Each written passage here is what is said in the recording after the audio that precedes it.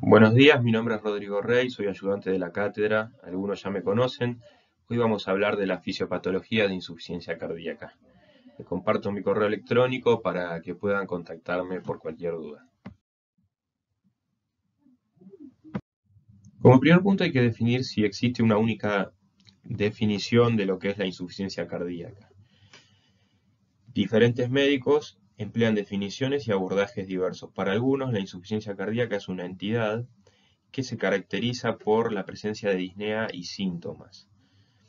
Son los que priorizan factores vinculados con la semiología. Otros, por el contrario, la definen como una entidad en la que las presiones de llenado de las cámaras cardíacas están aumentadas y hay incapacidad del corazón para generar el volumen minuto para oxigenar los tejidos. Ellos se centran en cuestiones vinculadas con la fisiopatología y también hay quienes, para diagnosticar insuficiencia cardíaca, requieren que haya una respuesta adecuada al tratamiento específico.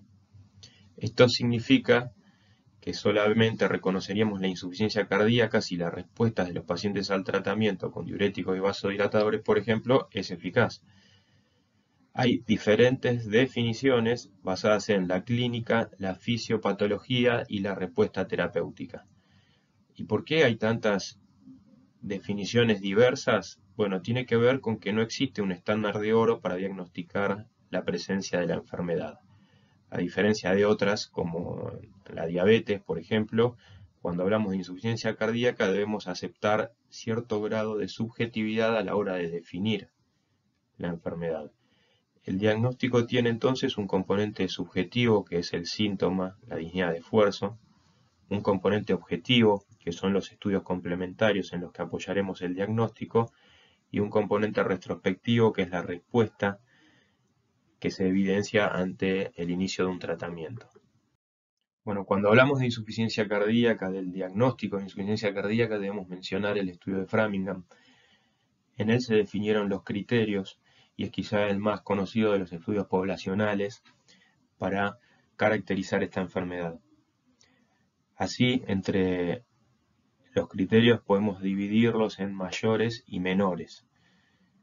Entre los mayores, la disnea paroxística nocturna y la ortopnea son síntomas que refiere el paciente, mientras que el aumento de la presión venosa yugular, el reflujo hepatoyugular, la presencia de rales y el galope por tercer ruidos son hallazgos del examen físico. Otras manifestaciones objetivas son la cardiomegalia y el edema de pulmón en la radiografía de tórax y un tiempo circulatorio aumentado. Entre los criterios menores, la tos nocturna es un síntoma que refiere el paciente, así como la disnea de esfuerzo, mientras que los edemas, la hepatomegalia, el derrame pleural y la frecuencia cardíaca mayor de 120 latidos por minuto son propios del examen físico. La pérdida de peso de 4,5 kilos en 5 días es, en cambio, la respuesta al tratamiento. Tiene que ver con el componente retrospectivo que mencionábamos en este último punto. Notemos cómo los criterios de Framingham no requieren objetivación de disfunción ventricular, son criterios meramente clínicos. Dos criterios mayores o un criterio mayor y dos menores hacen diagnóstico de esta enfermedad. Las distintas sociedades tienen diferentes definiciones y hay sutiles diferencias entre unas y otras. La primera parte de la definición conjunta de la Asociación Americana se refiere a cuestiones de índole fisiopatológica. Se dice que la insuficiencia cardíaca es un síndrome clínico complejo que puede resultar de cualquier alteración estructural o funcional del corazón y que deteriora la capacidad del ventrículo para llenarse o eyectar sangre. Nótese que esta definición no hace alusión a una objetivación de disfunción ventricular. La definición de la Sociedad Europea agrega la necesidad de objetivar alguna anormalidad estructural o funcional del corazón, como cardiomegalia, tercer ruido, soplos cardíacos o anormalidades ecográficas o aumento de la concentración de péptidos natriuréticos. La definición de la Sociedad Argentina de Cardiología es semejante a la americana en cuanto hace hincapié en cuestiones de índole fisiopatológica. Estas diferencias en la definición pueden explicar diferentes cifras de incidencia y prevalencia cuando empleamos uno u otro criterio para definir la enfermedad. Si vamos a hablar de factores de riesgo, sabemos que hay mayores y menores. La edad es un factor de riesgo importante, ya que con el aumento de la edad también aparece mayor fibrosis e hipertrofia miocárdica, así como otros fenómenos relacionados, la enfermedad coronaria, la fibrilación auricular, alteración del sistema de conducción, todas aquellos que suman un riesgo para insuficiencia cardíaca. La hipertensión arterial es otro factor predictor importante, duplica el riesgo de padecer insuficiencia cardíaca.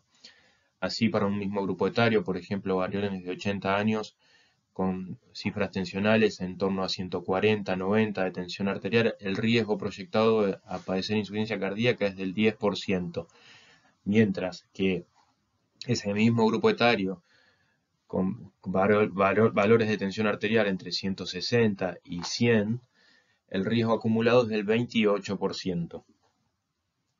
En las últimas décadas, y gracias a mejores tratamientos para la hipertensión arterial, ha disminuido la prevalencia como causa aislada de aparición de insuficiencia cardíaca, mientras que la enfermedad coronaria y el infarto agudo de miocardio van aumentando su importancia. La diabetes mellitus es otro factor de riesgo mayor. En los hombres multiplica el riesgo por 2,5 y en las mujeres lo hace por 5. Más allá de la presencia de los distintos factores de riesgo coronarios, cada vez se da más importancia a la enfermedad coronaria para la aparición de insuficiencia cardíaca. Si bien es claro el efecto de un infarto de miocardio sobre el músculo cardíaco y el remodelado ventricular, la presencia de enfermedad coronaria per se sin necesidad de un infarto acumula riesgo para padecer insuficiencia cardíaca por inflamación y por cuestiones que luego explicaremos. La hipertrofia ventricular izquierda, como hallazgos del electrocardiograma o el ecocardiograma, es un predictor de aparición de insuficiencia cardíaca, asociación ya conocida desde el registro de Framingham. Por último, la enfermedad valvular cardíaca y la obesidad son factores que deben tenerse en cuenta. Respecto de la obesidad, impone una sobrecarga de trabajo al corazón y está vinculada con desarrollo de un aumento del tono simpático y una disminución de los niveles de péptidos natriuréticos y un mayor riesgo de desarrollar enfermedad aterosclerótica. Entre otras causas, debido a la epidemia de obesidad, el riesgo de presentar insuficiencia cardíaca de la población occidental se incrementa progresivamente. Existen además criterios menores, entre ellos el tabaquismo y la dislipemia, que si bien están claramente vinculados a enfermedad coronaria, parecen incrementar por sí solos también, aunque en modo modesto, el riesgo de terminar presentando insuficiencia cardíaca. Algo similar sucede con la apnea del sueño, que es una entidad subdiagnosticada. La anemia y la disfunción renal, más allá de ser consecuencias de la insuficiencia cardíaca, son factores vinculados con su aparición. Bueno, pero ¿cómo pesan estos factores de riesgo en diferentes estudios poblacionales? Bueno, el subregistro de enfermedad coronaria hace difícil estimar el peso real de cada factor de riesgo para el desarrollo de insuficiencia cardíaca. En el estudio de Framingham se estima que la mitad o más de los pacientes con insuficiencia cardíaca tienen como etiología la enfermedad coronaria. El resto, las no coronarias, se distribuyen entre las otras causas que vimos. Pero sobre todo cuando hablamos de factores de riesgo, entender que cuando hay desarrollo de insuficiencia cardíaca clínica, estamos llegando tarde a la principal acción que podemos realizar, que es la prevención. Bueno, ¿cuál es la prevalencia de la insuficiencia cardíaca? En promedio ronda el orden de 20 por cada 1000. Esto significa un 2% de la población occidental con insuficiencia cardíaca. Ahora bien, hay diferencias notorias, como se ve en este gráfico, de acuerdo a la edad del paciente. Aquellos menores de 55 años tienen una prevalencia menor del 1%, mientras que en los mayores de 80 años tienen una del 12%. En un estudio conocido como Olmsted County, en Minnesota, Estados Unidos, cerca del año 2000, se seleccionó un grupo de más o menos 2.000 habitantes para estudiar la presencia de insuficiencia cardíaca por ecocardiograma y por clínica, utilizando los criterios conocidos ya en el estudio de Framingham. Así se encontró que de aquellos individuos que tenían una fracción de eyección disminuida en el ecocardiograma, solamente el 20% tenía insuficiencia cardíaca clínica, y si considerábamos los que tenían una fracción de eyección menor del 40%, solamente el 45% de ellos tenía clínicamente insuficiencia cardíaca. Esto lleva a postular la famosa regla de los medios, en la que se dice que todas las personas que tienen disfunción ventricular, ya sea sistólica o diastólica, solamente la mitad de aquellos con disfunción severa presentan insuficiencia cardíaca clínica. Así también, de todos los que tienen insuficiencia cardíaca, solo la mitad está adecuadamente tratado, y de todos los tratados como si tuvieran insuficiencia cardíaca, apenas la mitad presenta efectivamente esta enfermedad. Esto tiene que ver con lo que señalábamos al principio, la falta de una definición unificada, la presencia de criterios diagnósticos que a veces son dispares, y la exigencia o no de la objetivación de disfunción ventricular para llegar al diagnóstico de enfermedad. La insuficiencia cardíaca no es en sí una enfermedad cardíaca, es en realidad una enfermedad sistémica con manifestaciones en todo el organismo. De allí que podamos hablar de el pulmón de la insuficiencia cardíaca, el riñón de la insuficiencia cardíaca y de los distintos ejes hormonales que intervienen en la insuficiencia cardíaca. Pero es cierto que la enfermedad se inicia con un daño miocárdico primario, con una agresión primaria al corazón. ¿Cuál es ese daño miocárdico primario? Bueno, ya lo dijimos, la etiología más común es la enfermedad coronaria. A ella deberíamos agregar la hipertensión arterial, fundamentalmente cuando es moderada a severa, la diabetes, capaz de generar miocardiopatía, las miocarditis, las valvulopatías no corregidas, las cardiopatías inflamatorias, las formas familiares de insuficiencia cardíaca y las formas idiopáticas de la enfermedad. Pero cuando tenemos que dividir etiológicamente a la insuficiencia cardíaca, debemos considerar la etiología coronaria y no coronaria, como ya dijimos. El daño miocárdico primario genera disfunción ventricular. Esta disfunción es siempre primero disfunción diastólica y en la mitad de los casos es además disfunción sistólica. No hay insuficiencia cardíaca con diástole absolutamente normal. Hablaremos entonces de insuficiencia cardíaca con fracción de eyección preservada y fracción de eyección deteriorada. Aproximadamente la mitad de los pacientes con insuficiencia cardíaca tiene fracción de eyección preservada por arriba del 50%, mientras que la otra mitad tiene deterioro de la misma. Una vez establecida la disfunción ventricular, se ponen en juego mecanismos adaptativos, principalmente la activación neurohormonal y el fenómeno de remodelado cardiovascular. Debemos aclarar que cuando hay insuficiencia cardíaca siempre se produce una caída de mayor o menor monto en el volumen minuto. Esto ocurre no solo cuando hay deterioro de la fracción de eyección, sino también cuando hay solamente disfunción diastólica aislada, dado que el déficit en la distensión ventricular disminuye el volumen de fin de diástole, perjudicando el volumen minuto cardíaco. Ante esta situación, el organismo responde siempre con activación neurohormonal y remodelado cardiovascular. Ambos permiten en un principio mantener el volumen minuto, aún con un miocardio enfermo, pero a la larga participan en la progresión sintomática hacia la insuficiencia cardíaca. Pero la enfermedad no progresa solamente por ese daño primario.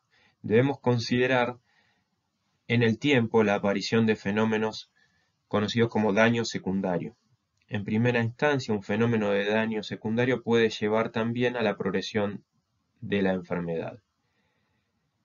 El daño secundario es la aparición de otro fenómeno que, más allá del daño miocárdico primario, contribuye a generar más disfunción ventricular. Por ejemplo, un paciente con hipertensión arterial que desarrolla insuficiencia cardíaca secundaria a hipertensión y en el curso de la enfermedad sufre un infarto de miocardio, agregando así un daño secundario.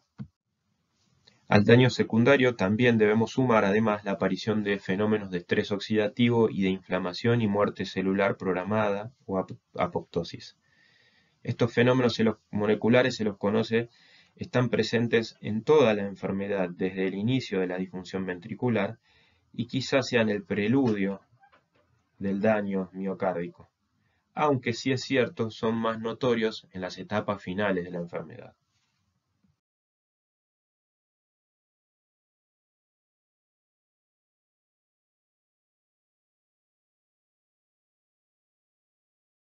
La activación neurohormonal consiste en la entrada en acción de sistemas que generarán inicialmente retención de sodio y agua y vasoconstricción y finalmente promueven la hipertrofia ventricular.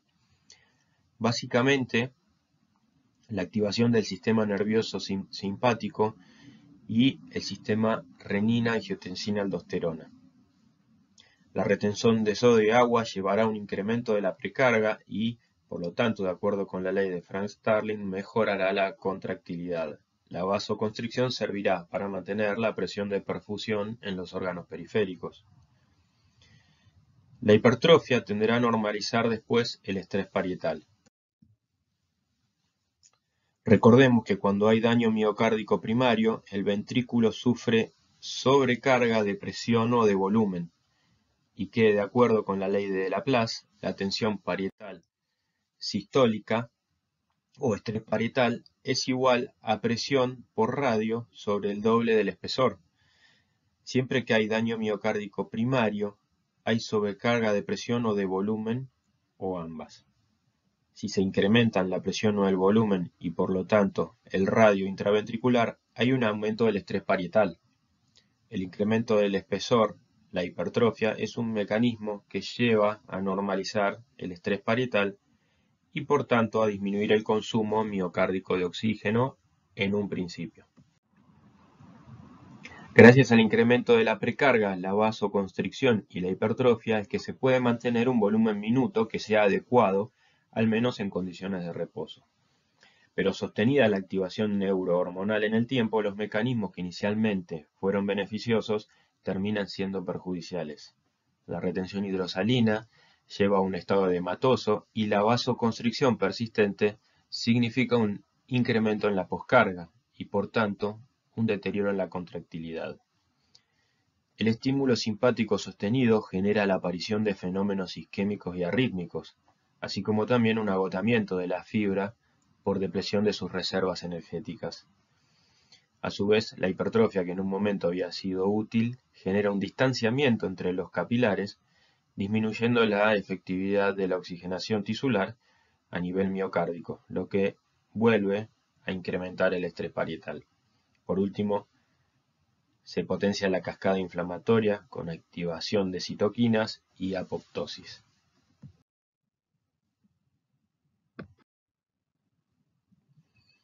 Inicialmente, a nivel cardíaco, se genera un efecto cronotrópico e inotrópico positivo gracias a la activación del sistema nervioso simpático. Esto lleva a un incremento del volumen minuto. Sostenido en el tiempo, se generan una serie de mecanismos deleterios. Hay una regulación en baja de los receptores beta 1, pero más importante, hay un desacople entre los receptores y el mecanismo efector. Cuando el agonista simpático actúa sobre el receptor beta, esta unión, que es modulada por una proteína G que puede ser estimulante o inhibitoria, y de acuerdo con la interacción agonista-proteína G, es que se activa más o menos la adenilato ciclasa, que a partir de ATP forma AMP cíclico. El AMP cíclico es el segundo mensajero que a su vez activa diferentes enzimas denominadas quinasas, y estas a su vez fosforilan diferentes estructuras biológicas. Este estado de fosforilación lleva a un efecto determinado, generando apertura o cierre de canales iónicos y contracción de la fibra miocárdica. En la insuficiencia cardíaca, la activación simpática sostenida promueve un predominio de la acción de la proteína G inhibitoria, disminuyendo entonces la eficiencia de la transmisión de la señal biológica, es decir, mucho estímulo simpático a nivel del receptor con pobre respuesta a nivel de los efectores biológicos. La activación simpática, además, no es homogénea en todo el ventrículo. Hay zonas con mayor o menor densidad de inervación. Por ejemplo, las zonas que han padecido un infarto de miocárdico están denervadas. Entonces, la activación simpática en diferentes lugares del ventrículo puede ser heterogénea. Esto explica que también sean heterogéneas y poco coordinadas la contracción y la relajación ventricular.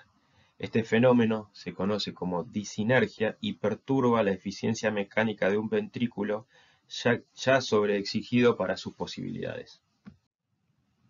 Además, la activación simpática genera un aumento del automatismo normal, pero también del anormal. Promueve la entrada de calcio al interior de la célula y por lo tanto favorece la aparición de actividad gatillada. Dado que la activación simpática es heterogénea en diferentes zonas del corazón, si dos zonas contiguas tienen diferente densidad de activación simpática, la velocidad de conducción del impulso eléctrico va a ser diferente y esto va a favorecer mecanismos de reentrada. Entonces, entenderemos que es frecuente la aparición de fenómenos de arritmia en un contexto de insuficiencia cardíaca. La aparición sostenida de un estímulo simpático promueve la isquemia, por un lado generando un incremento en la frecuencia cardíaca, que sabemos aumenta el consumo de oxígeno, y por otro generando una disminución del tiempo de diástole, por lo tanto una menor perfusión coronaria. Además genera vasoconstricción periférica el estímulo simpático sostenido y vasoconstricción coronaria, con disminución del aporte de oxígeno consecuente. Entonces se establece una condición en la que el consumo miocárdico de oxígeno está incrementado y el aporte disminuido. Frente a esta activación del sistema nervioso simpático hay una disminución del tono vagal. En la insuficiencia cardíaca existe un fenómeno de desequilibrio simpático-parasimpático. La disminución del tono vagal se traduce en una menor variabilidad de la frecuencia cardíaca que tiene valor pronóstico y aumenta el riesgo de que la fibra miocárdica desarrolle un evento arrítmico.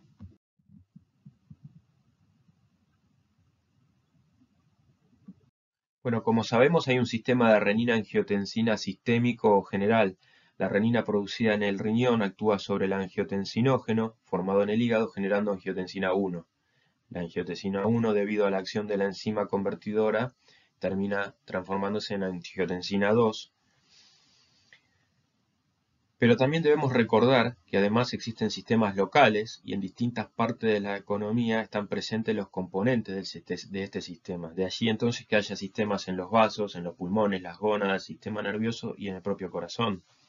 En situación basal o cuando hay disfunción sistólica asintomática, el sistema renina-angiotensina-aldosterona se encuentra inactivo.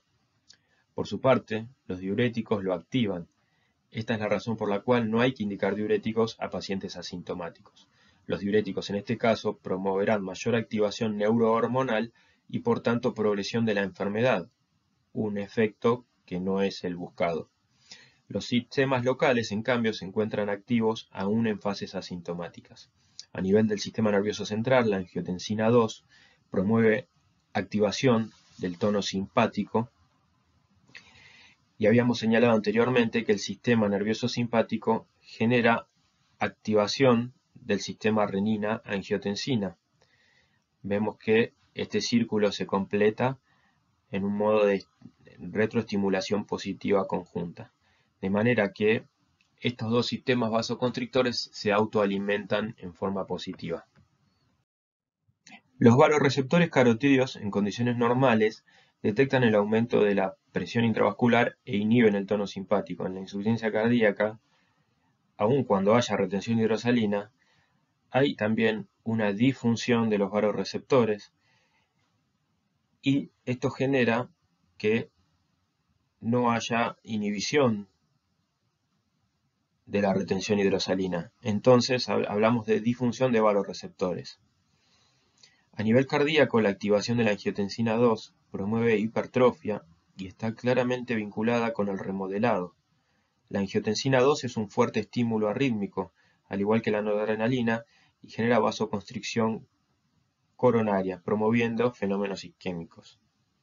A nivel de los vasos, la angiotensina 2 está relacionada con el fenómeno de hipertrofia de la media y tiene que ver con el remodelado vascular y la disminución de la capacidad de vasodilatación. A esto se le suma además un estímulo directo sobre la vasoconstricción. A nivel renal hay vasoconstricción con caída de la perfusión y un incremento de la fracción de filtración. Por otra parte, la angiotensina 2 es capaz de generar por sí sola un incremento en la retención de sodio a la altura del tubo contorneado proximal, y esto también tiene que ver con la progresión de la enfermedad.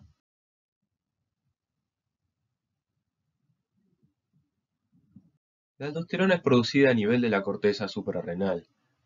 Son distintos los factores que inducen su formación, pero se conoce la angiotensina 2, aumento de los niveles de potasio, y la ACTH como principales estímulos para su secreción. La aldosterona actúa a nivel de las células epiteliales, por ejemplo en el colon, la parótida y riñón, donde favorece la reabsorción de sodio por mecanismos activos y pasivos.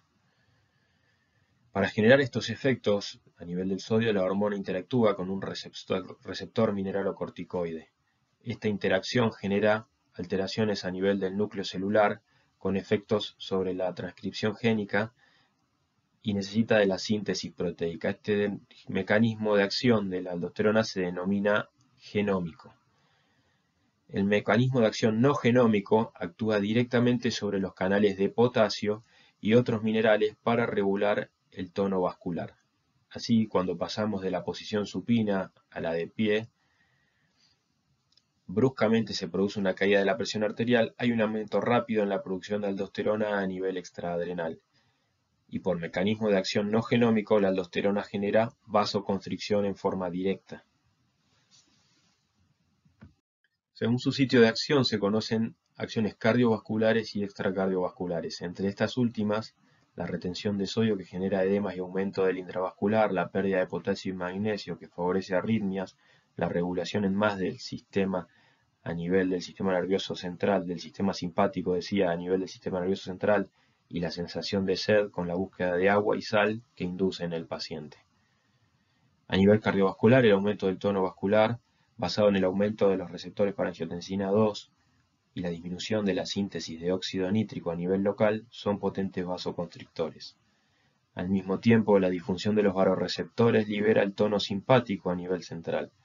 Es por eso también que los pacientes con insuficiencia cardíaca tienen aumento de las resistencias periféricas y taquicardia sostenida. La aldosterona debe ser vista también como un potente agente proinflamatorio. Induce un estado de inflamación sistémica a nivel perivascular e intersticial, genera colágenogénesis y fibrosis, favoreciendo por tanto el remodelado cardíaco y vascular. Por último, promueve también un incremento de la resistencia a la insulina y disfunción endotelial, ya que genera disminución de los niveles de óxido nítrico.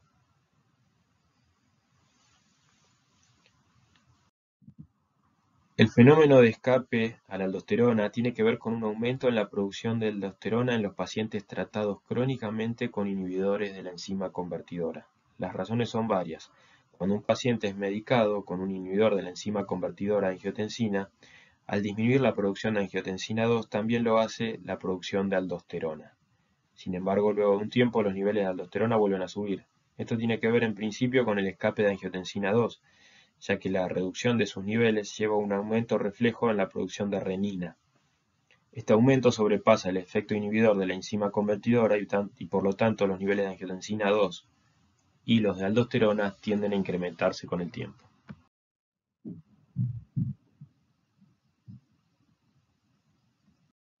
Esta es una fotografía que repasa los mecanismos de acción a nivel vascular de la aldosterona con su efecto inflamatorio, vasoconstrictor y de remodelamiento a nivel vascular. Otros sistemas vasoconstrictores, conocemos la acción de la hormona antidiurética, que favorece retención de agua, sobre todo por estímulo de receptores B2 en el túbulo colector renal. es retención de agua libre y por tanto induce la hiponatremia, que tiene que ver con progresión de la enfermedad de la insuficiencia cardíaca. También promueve por acción sobre otros receptores, los B1A, vasoconstricción, hipertrofia y también agregación plaquetaria. Las endotelinas son un grupo de proteínas que se liberan sobre todo en respuesta a la acción del sistema nervioso simpático y de la angiotensina 2. Genera vasoconstricción e hipertrofia. Ejercen sus efectos en especial sobre la circulación pulmonar y se las vincula con el desarrollo de hipertensión pulmonar. Sobre estos otros sistemas vasoconstrictores, debemos decir que, a diferencia de la terapia dirigida a regular el sistema nervioso simpático y el sistema renina-angiotensina-aldosterona, los tratamientos basados en bloquear la acción de la hormona antidiurética y la endotelina no han demostrado efectividad clínica en detener la evolución de la enfermedad. Frente a todos estos sistemas vasoconstrictores, ya sea el sistema nervioso simpático, renina, angiotensina, aldosterona, endotelina, hormona antidiurética, hay algunas sustancias y compuestos que ejercen el efecto opuesto. El óxido nítrico a nivel del endotelio promueve vasodilatación. Es lo que antes se conocía como factor de relajación endotelial. En la insuficiencia cardíaca, en virtud de la disfunción endotelial generada, hay una disminución del nivel de óxido nítrico. Ello favorece entonces un desequilibrio que se traduce en mayor vasoconstricción. En respuesta a esto y al aumento de la tensión, los miocitos ventriculares liberan el BNP. El BNP, conocido como péptido cerebral natriurético anteriormente, o péptido natriurético de tipo B, se sabe, se produce a nivel cardíaco, se libera a nivel cardíaco, y en respuesta a la activación sostenida del sistema nervioso simpático y renina-angiotensina-aldosterona en la insuficiencia cardíaca en particular. El BNP tiene un efecto vasodilatador, diurético y natriurético, además de ser lucitrópico. Es un potente antagonista endógeno del sistema renina-angiotensina-aldosterona y ejerce un efecto antirremodelado y antifibrosis. Su acción tiende en cierta manera a balancear los efectos que generan los sistemas vasoconstrictores. A medida que progresa la insuficiencia cardíaca, sus niveles aumentan. Los pacientes con insuficiencia cardíaca más avanzadas tienen niveles de BNP más altos. Y de hecho, tener un BNP más alto se asocia a peor evolución,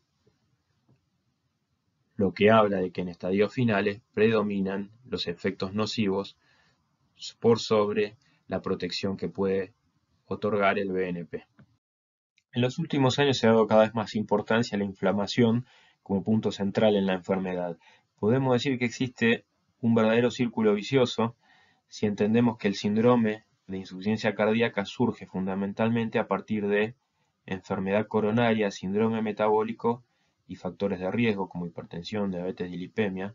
Comprenderemos que la inflamación no es exclusivamente un fenómeno tardío, sino que está presente ya en la etapa inicial, incluso precediendo la disfunción miocárdica. Los efectos de esos estímulos son un aumento en la síntesis de citoquinas pro y antiinflamatorias. Tienen mayor peso las proinflamatorias como el factor de necrosis tumoral, la interleuquina 6, la interleuquina 10, siendo las fuentes de estas citoquinas variadas, los macrófagos, fibroblastos, glóbulos blancos, el endotelio en sí mismo. Pero vale la pena mencionar que en los pacientes con insuficiencia cardíaca avanzada y en virtud de fenómenos de remodelado funcional, aumenta también la producción de factor de necrosis tumoral por parte del miocardio. Esto significa que el corazón del paciente con insuficiencia cardíaca comienza a producir factor de necrosis tumoral porque éste inicialmente tiene algunos efectos beneficiosos. El factor de necrosis tumoral en bajas concentraciones favorece la vasodilatación y promueve la hipertrofia. El corazón se transforma entonces en el paciente con insuficiencia cardíaca avanzada en una fuente de citoquinas proinflamatorias. La síntesis de proteína C reactiva es inducida en el hígado por la interleuquina 6. Esta tiene inicialmente un efecto antiinflamatorio, pero termina siendo un potente estímulo proinflamatorio. Ejerce también un efecto inotrópico negativo y favorece la aparición y el incremento de los niveles de moléculas de adhesión vascular e intercelular. Niveles altos de PCR significan que los valores de interleuquina 6 están incrementados. La actividad de la citoquina favorece la apoptosis. Entonces, en la insuficiencia cardíaca, la activación de la cascada inflamatoria, sumada a mayor activación del tono simpático y neurohormonal, incrementan la actividad apoptótica. La apoptosis exagerada, entonces, disminuye la masa miocárdica útil. Por último, a nivel sistémico, la activación de las citoquinas, y fundamentalmente del factor de necrosis tumoral, genera un desbalance anabolismo-catabolismo. El paciente con más inflamación presenta anorexia, pérdida de masa muscular, predominio de fenómenos catabólicos y, por tanto, disminución de su índice de masa corporal. La expresión mayor de este desequilibrio en el contexto de la insuficiencia cardíaca se conoce como caquexia cardíaca y es un fuerte marcador pronóstico negativo.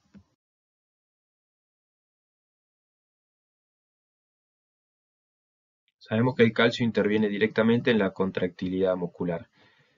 Un concepto clave es el desmanejo del calcio a nivel de los miocitos. En el corazón sano, el potencial de acción induce un aumento de los niveles de calcio intracelular, básicamente por dos mecanismos: ingreso de calcio desde el extracelular e ingreso del calcio desde el retículo sarcoplásmico hacia el citosol. Esto aumenta las concentraciones de calcio, favoreciendo la contractilidad. En la diástole, el mecanismo inverso remueve calcio hacia el extracelular a través de un intercambiador calcio-sodio y también hacia el retículo sarcoplásmico. Esto último ocurre por el cierre del receptor rianodina 2 en el retículo sarcoplásmico y por la activación de la enzima SERCA2, que es la ATPasa del retículo sarcoplásmico.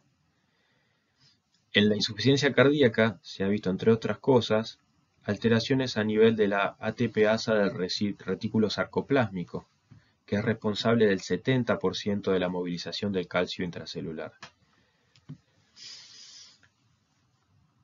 Esto dificulta la recaptación del calcio,